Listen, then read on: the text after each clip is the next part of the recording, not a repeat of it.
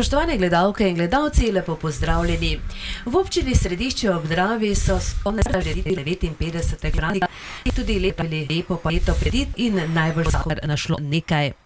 In kako potrošno, kaj se dogaja v sosednji občini Središče Dravi, nam bo danes povedal župan Jurij Burko, ki se je prijavil povabilu na pogovor študij. Lepo pozdravljeni či družbi. Dobar dan, seveda lep pozdrav vsem gledalcem Poljske televizije Ormož.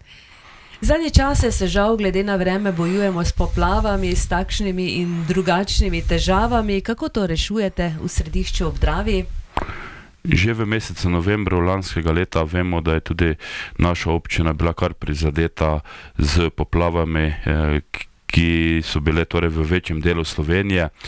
Seveda smo tedaj imeli velike skrbi, če se tako izrazim, kajti res je, da so bile poplavljene samo 2 hiše, je pa res, da je torej celotni južni del naše občine, torej od železnice pa do reke Drave bil poplavljen in seveda škode na kmetijskih zemljiščih, na cestah je ogromno in sanacije bodo velike in verjetno tudi zelo drage.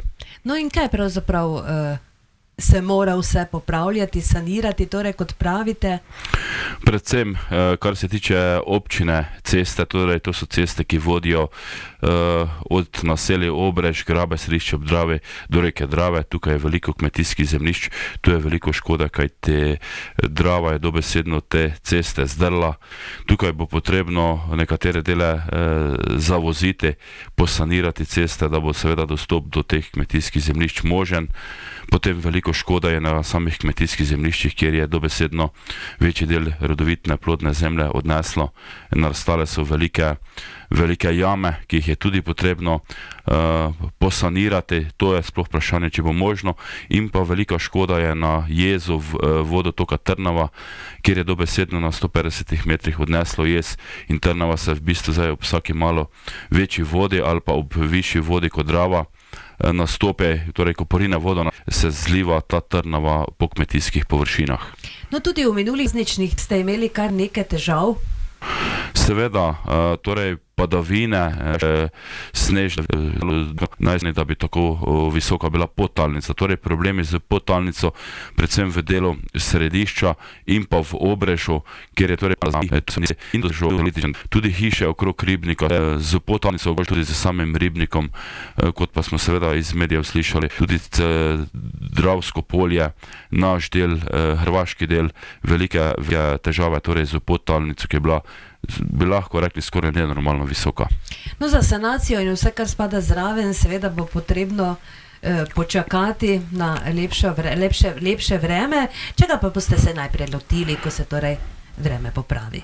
Je vsekakor malo se vreme mora popraviti. Moram povedati še to, da smo seveda mi, kar se tiče škode, vso škodo, ki sem jo prej omenil, torej škodo na objektih, na kmetijskih površinah, na cestah, tudi na tem jezu, na vodotoku, tu je predvsem vzdrževalec VGP Drava naredil sanacijski načrt. Vse smo torej ustrezno popisali, kot je predpisala država. Škodo seveda ocenili, poslali vse potrebne cenitve, elaborate na državo in vsi skupaj seveda še čakamo, ali bo torej prišel kaki denar, kaka pomoč, kajti škode so velike. Naj samo omenim, naprimer na cestah čez 200 000 evrov, na kmetijskih površinah mislim, da tam nekje okrog 700 000 in pa na jezu skoraj 1 milijon. Torej škoda je bila, koliko imam v spominu, čez 2 milijona. To je bilo torej vse ustrezno popisano, ocenjeno. Vsi čakamo torej, da bi dobili tudi neki denar iz države. Kar pa se tiče nas, mi ne moramo dolgo čakati, že mogoče v naslednjem tednu bomo vsaj pristopili k sanacijam cest. Torej, da vsaj te ceste usposobimo toliko, da bo v pogodnih vremenskih razmerah možen dostop do kmetijskih zemljišč, ki se nahajajo torej v področju Drave oziroma južno od železnice. Koliko bo sicer vsa ta škoda vplivala na proračun, kajti najbrž občina bo tudi morala prispevati delno sredstva? Je vsekakor, kot sem vam torej dejal, ni nobenega odziva še za sredstva. po poplavah.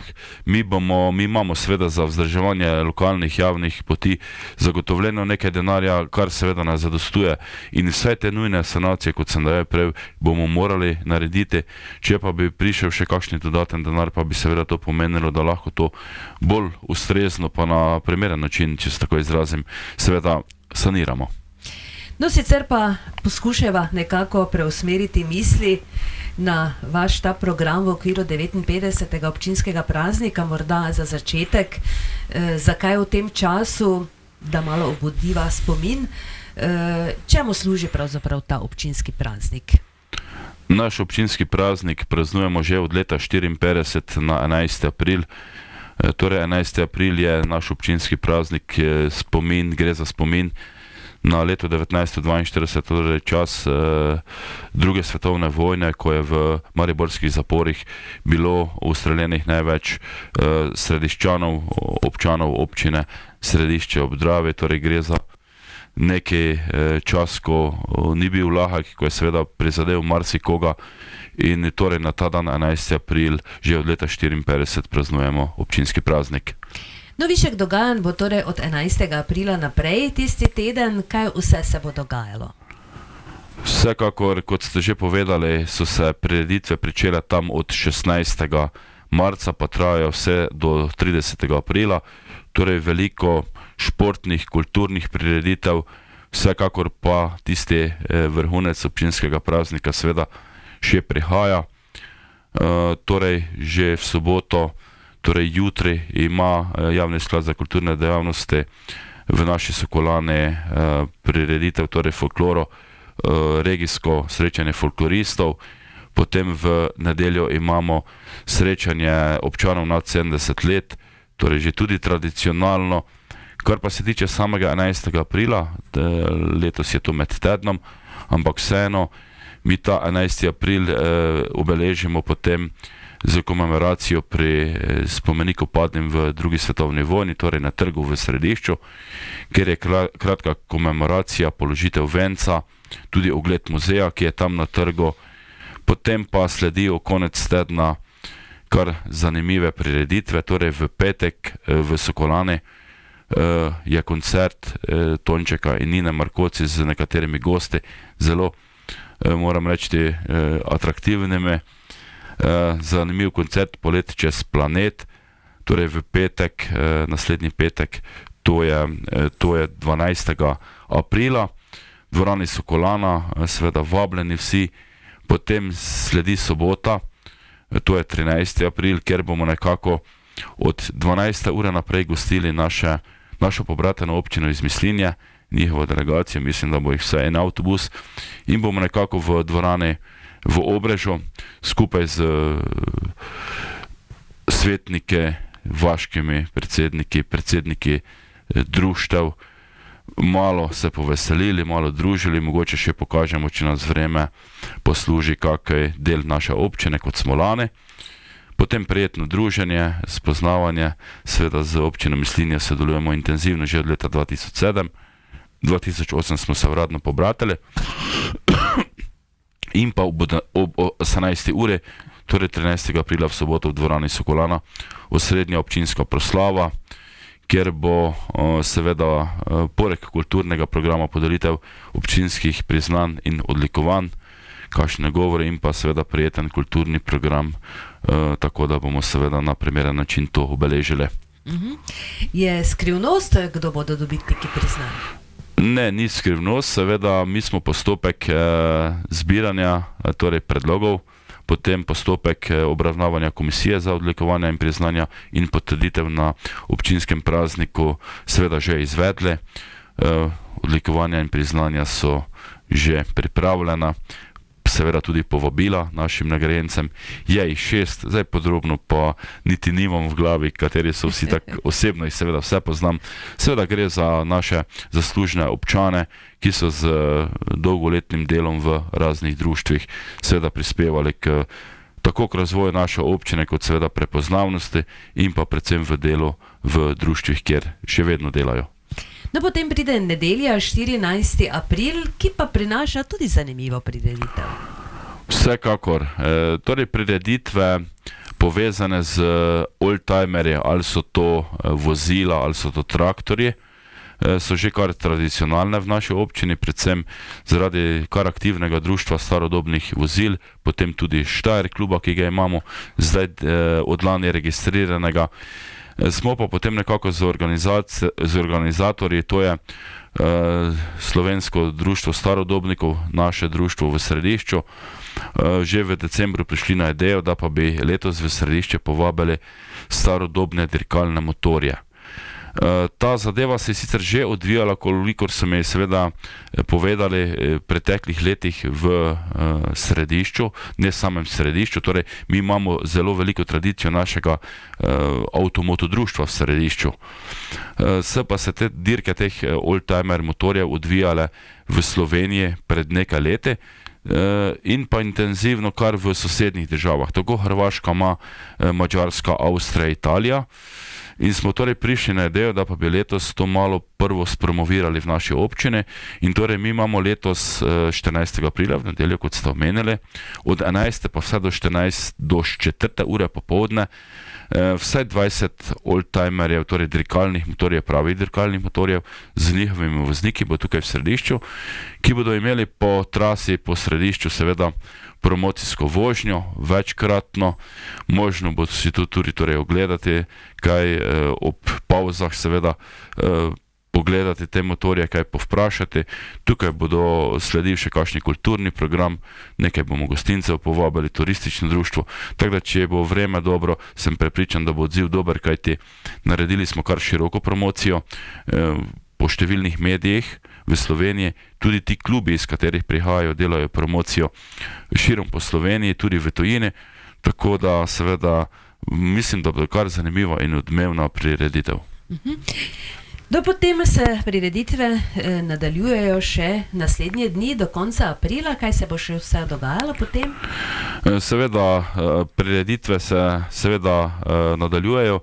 Torej v soboto 20. aprila že tudi tradicionalna prireditev, zaključek pohoda braniteljev meje, kot jo imenujemo. Gre za prireditev sodelovanja z območnim združenjem vojnih veteranov za Slovenijo Ormož in pa združenjem častnikov Ormož, seveda v povezavi z številnimi temi društvi po Sloveniji. Gre za pohod iz Gomile pri Kogu proti Središču, vsako leto torej različna trasa. Veliko teh pohodnikov se udeleži, mislim, da jih pod 120 nikdo ni bilo, celo kaj več. Torej ta pohod traja tam približno med 9-10 uro pa do 1-2 ure, da pridejo v Središče, tam pa potem v dvorani Sokolana navadno se kaki gulaš skuha, pa potem seveda kakšna glasba, druženje, ples, tako da zelo zanimiva, bi rekel rekreativno družabna prireditev. No, potem je še v nedeljo, 21. aprila, balinanje, seveda to tudi spada zraven. Vsekakor, organizator je rekreacijsko društvo Stras že kar nekaj let. Balinanje, kot vemo, sicer pri nas ni tako znano, ampak glede na to, da so se določena športni terene, tako v Središču, v Ormožu, marsikje še pojavili zadnja leta, je to kar zanimiva, bi rekel, kar malo atraktivna zadeva in tudi tukaj se vedno udeleži kar nekaj domačih ekip, vedno so prisotna kakšna ekipa ali dve tudi z Ormoža ali kje druge, tako da bo tudi to zanimivo. No, za konec pa seveda tradicionalno kresovanje. Na Strasu, kaj se bo dogajalo, torej v torek 30. aprila? Rekreacijsko društvo Stras, kot smo prej dejali, organizator balina, je tudi organizator tega kresovanja, torej na predvečer 1. maja. Seveda kres je tista osrednja zadeva, seveda je prisotna naša godba, občani se povabijo, tudi se kaki gulaš, kaki pasulj skuha, seveda gre za tako družabno srečanje pred samim 1. majem, bo pa vozmenka letos kar velika, kajti že so planirali vozmenko ob velikonočnih praznikih, pa seveda vremenski pogoji tega niso dovoljevali, tako da bo seveda sedaj ta vozmenka toliko večja in sem prepričan, da bodo se naši občani zopet udeležili tudi tega kresovanja. No, tako kot sem že povedala uvodoma, ni dvoma, da bo vsak našel nekaj zase v vsej tej paleti prireditev, ki so res raznolike. Katera od teh prireditev pa je torej kot nek paradni konj, razen seveda osrednje proslave? Seveda, kar se mene tiče, vse prireditve, vse športne, vse kulturne pomenijo eno zaključeno celoto, pomenijo seveda eno praznovanje našega občinskega praznika in seveda nikogar ne bi želel devati na prvo ali na zadnje mesto. Vsi so pomembni, vsem se seveda iskreno zahvaljujem za to, da se trudijo, kajti vemo, torej če gremo od 16. marca pa do 30. aprila, kar nekaj prireditev, ki zahteva kar nekaj organizacije, kar nekaj angažiranja in seveda se zahvaljujem vsem tistim, ki se trudijo, da na lep in primeren način obeležimo vsako leto naš občinski praznik. Koliko pa občino stane takšen občinski praznik? Seveda je povezano z nekaterimi stroški. Moram dejati, da veliko zadev tukaj, ki se dogajajo, je na bazi prostovoljstva. Mi seveda pomagamo z nekaterimi materialnimi stroški, kakimi pokali, kakimi pogostitvami, potem tudi seveda ta osrednja prireditev. Nekako imamo v proračunu tam okrog 5 do 6 tisoč evrov rezerviranih torej za občinski praznik. No, seveda v takšnih trenutkih, ko se slavi občinski praznik, tudi radi rečemo besedo ali dve o tem, o uspehih občine Središče ob Dravi, pa tudi verjetno o načrtih, ki vam jih zagotovo ne manjka. Ja, vsekakor. Mi smo že v mesecu decembru na občinskem svetu sprejeli dvoletni proračun in seveda v tem dvoletnem proračunu je zastavljenih kar nekaj projektov, kar nekaj ciljev, ki bi jih želeli seveda uresničiti. Kar se tiče torej za letošnje leto, mi smo ravno v fazi tega, da razpišemo vodovod preko regionalnih sredstev. Torej gre za dokončanje vodovoda Ormož Središče, odsek 1, to je Frankovci Ormož, to je zelo kritičen odsek, kajti Frankovci Središče smo ga lani dokončali. To je sigurno pomembna investicija, ki bomo letos pričeli. Imamo še nekaj za dokončati na pločniku v Središču, ki je torej v Kolodvorski ulici, tudi pomembna investicija, predvsem zaradi prometa. Imamo pa seveda, čakamo dobesedno in verjetno bo to mesec juni najbolj pomembna odločitev, to pa je, ali bomo dobili sofinancirano izgradnjo kanalizacije. Torej naša vloga, naši razpisi so trenutno na ministrstvu, na dveh ministrstvih, Ministrstvo za kmetijstvo in Ministrstvo za gospodarstvo.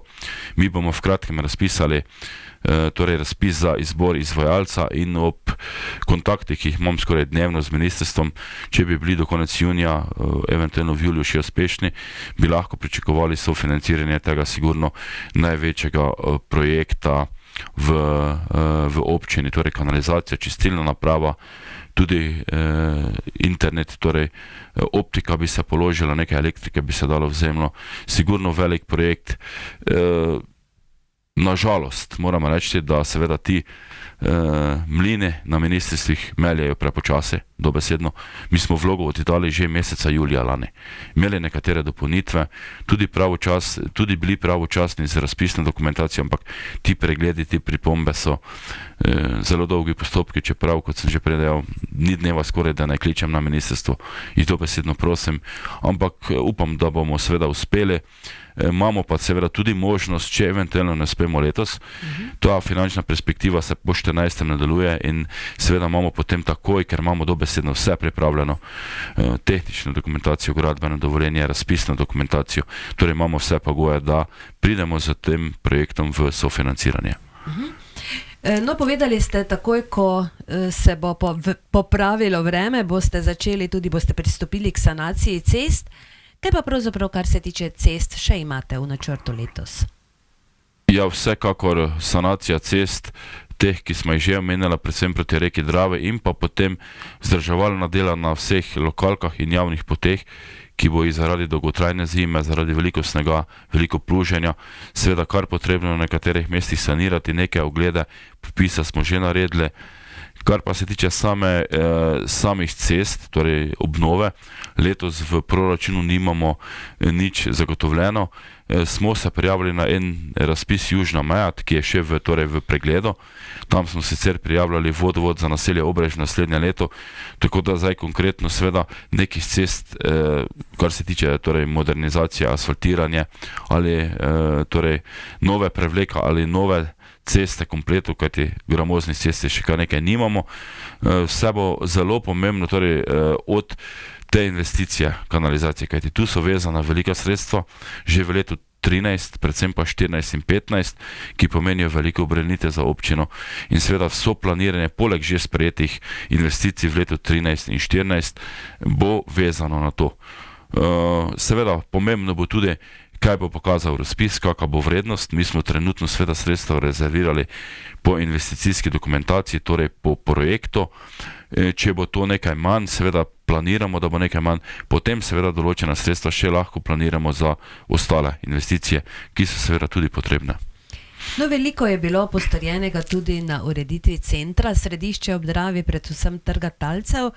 Imate še tukaj na tem področju kakšne načrte?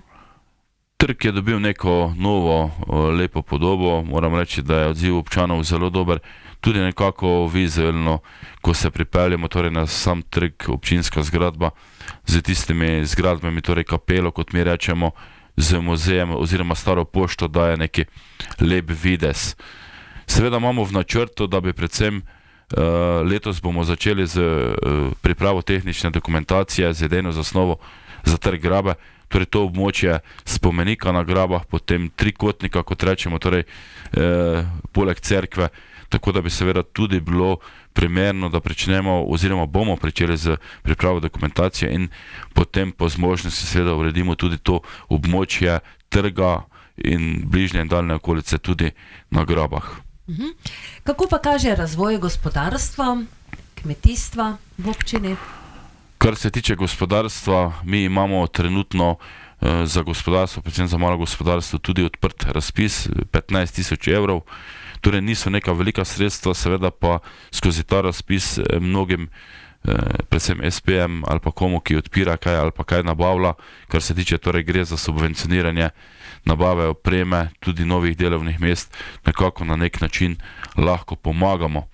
Pri gospodarskem delu moram še omeniti, da smo seveda lani v septembru končno zaključili prostorski načrt, kjer je v področju med bencinsko črpalko in pa farmo, kot mi rečemo, bilo pridobljenih 3,25 hektarja neto površin plus za ceste, skoraj 4 hektarje.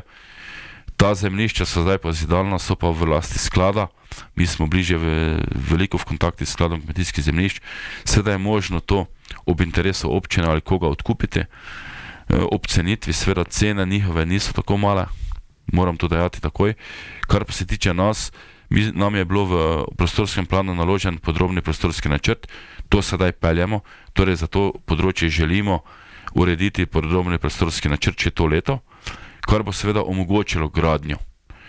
Kar se tiče teh zemljišč, tudi določenih ponudb na farmi, trenutno smo na možne slovenske in tudi v Avstriji objavili na spletu torej ponudbo teh zemljišč, teh prostih kapacitet, če se tako izrazim, tudi nekaj teh hal na farmi, kjer je možno, torej nekateri investitorji so že prišli, tako da seveda upamo, da bomo z temi določenimi pogoji slej ko prej dobili kakšnega ali domačega investitorja ali kakšnega tujega, seveda pa je vse odvisno od pogojev in pa tudi ti pogoji oziroma postavitev pogojev so povezani kar z velikimi finančnimi sredstvi. Pričakujemo tudi, da bi bila neka prednost vstop Hrvaške v Evropsko unijo s 1. julijem. Tukaj padajo carine, mogoče bi za koga, ker smo kar, čeprav nismo v avtocesti, smo na zanimivem področju, nekako Središče ob Dravi že ime središče, torej če gledamo neko razdaljo, tako do avtoceste v Sloveniji kot na Hrvaškem, Madžarska, Hrvaška, Avstrija, Slovenija, upajmo, da bomo za koga zanimivi in ponovno pravim, seveda, če bodo ugodni pogoji. Kar pa se tiče kmetijstva, tudi kmetijstvo ima letos razpis, tam je 13 do 15 tisoč evrov, že 600 leto, tudi tukaj je interes za to črpanje Tukaj je možno torej vlagati za vloge, dokazila za nabavo kakšne mehanizacije, kakšno obnovo, primer sadovnjakov, potem tudi kakšno dopolnilno dejavnost. V kmetijstvu še sam vidim, kot smo že večkrat v kakšni oddaji rekla, veliko rezervo. Mi smo še vedno kar pretežno kmetijsko področje, sicer je teh usmerjenih ali pa čistih kmetij vedno manj, so pa seveda pomembno. Torej z povezave z našim okoljem, z kmetijsko dejavnostjo vidim še veliko možnosti, predvsem na kakšnih dopolnilnih dejavnosti. Mislim, da imamo samo 3 dopolnilne dejavnosti v cele občine uradno registrirane in tukaj še je po mojem velik potencial, kjer pa mora obvezno biti seveda, bi rekel, privatna iniciativa, tista, ki je prva, in pa ob pomoči seveda občine, ne samo občinskih razpisov, tudi različna sredstva obstajajo še vedno na Ministrstvu za kmetijstvo, torej to si ti ukrepi za razvoj podeželja in upam, da bodo tu se marsikdo, ki ima možnosti, ki ima dobre ideje, opogumil in tudi v kmetijstvo kaj dodatnega investiral, vložil, kajti smatram, da glede na potrebe, predvsem domače zdrave hrane, so tu možnosti.